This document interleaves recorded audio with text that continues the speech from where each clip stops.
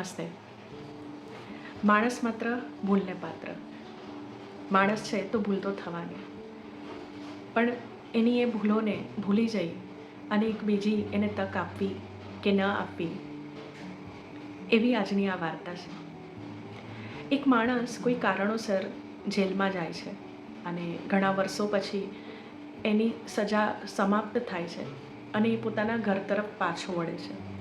પણ ઘર તરફ પાછું વળતા પહેલાં એ પોતાના ઘરવાળાઓને એક કાગળ લખે છે અને એ કાગળમાં એમ લખે છે કે મારી જે સજા છે એ મેં કાપી લીધી છે, પણ કદાચ તમારા માટે હું પાછો આવું અને સમાજ મને કલંકિત માને છે, તો તમારા પર એ છાંટા ના પડે તો મને ફરીથી સ્વીકારવો કે ન સ્વીકારવો એ હું તમારા હાથમાં સોંપું છું.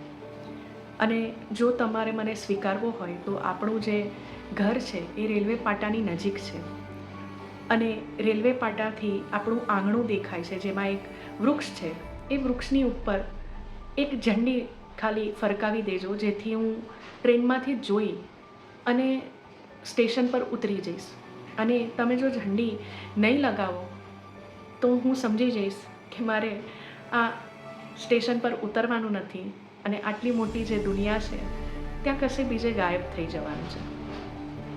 એટલે એમ કહી અને પછી એ જાય છે અને ટ્રેનમાં એની બાજુને બર્થ પર જે બેસેલો માણસ હોય છે એને બધી વાત કરે છે અને કહે છે કે મારાથી નહીં જોવાય આ વસ્તુ, તો તમે અહીં બેસો અને તમે જોઈને મને કહેજો કે એ જે ઝંડી ફરકાઈ છે કે નથી ફરકાઈ.